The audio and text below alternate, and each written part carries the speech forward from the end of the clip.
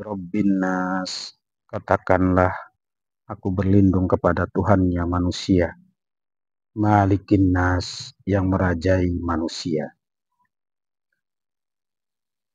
Saudaraku yang dimuliakan oleh Allah Ta'ala, membaca Al-Quran disertai dengan membaca terjemahnya akan membuat bacaan Al-Quran kita jauh terasa lebih bermakna. Selain itu, kita juga dapat mengetahui tujuan dan maksud dari setiap ayat yang Allah Subhanahu wa Ta'ala turunkan. Juga dengan mengetahui dan memahami maknanya, ketika kita membaca Al-Quran, benar-benar terasa bahwa Allah sedang berkomunikasi dengan kita.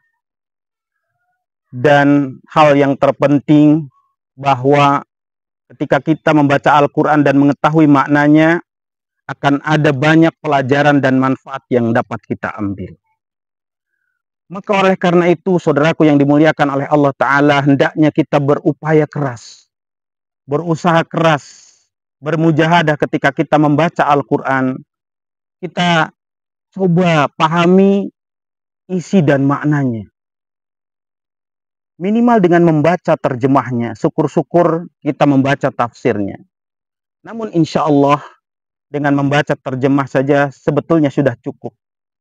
Karena sebagian besar Al-Quran itu sesungguhnya diturunkan dalam ayat-ayat muhkamat, yaitu ayat-ayat yang memiliki makna yang jelas dan terang, yang tidak perlu penafsiran dan bisa dipahami oleh kita orang awam.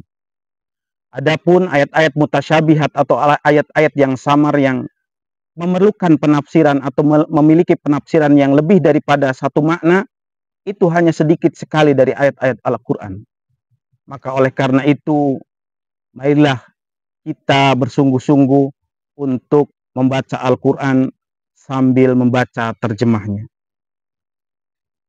Saudaraku yang dimuliakan oleh Allah Subhanahu wa Ta'ala, ketika kita memasuki sebuah institusi, kita memasuki sebuah lembaga, lalu kita disodorkan sebuah SOP, sementara kita tidak memahami dan tidak mengetahui, tidak mengerti isi SOP itu, kira-kira apa yang akan kita lakukan? Pasti kita akan berusaha keras untuk mencari tahu, mempelajari, dan memahami SOP tersebut agar kita tidak salah prosedur di dalam institusi atau lembaga yang kita berada di situ. Lalu bagaimana dengan Al-Quran sebagai SOP kita? Al-Quran sebagai undang-undang kita? Al-Quran sebagai manual book kita? Al-Quran sebagai SOP kita dalam beragama? Sebagai undang-undang kita di dalam berislam? Sebagai manual book dalam kita menjalankan aktivitas kehidupan kita sebagai seorang muslim? Tentu perjuangan kita harusnya lebih kuat, harusnya lebih keras. Karena memang itulah fungsi daripada Al-Quran yang Allah Subhanahu wa Ta'ala firmankan, katakan di dalam Al-Qurannya, fungsinya adalah sebagai petunjuk. Allah Ta'ala berfirman, "Dzalikal kitabu la raiba fihi hudal lil muttaqin." Inilah kitab yang tidak ada keraguan di dalamnya, yang menjadi petunjuk bagi orang-orang yang bertakwa.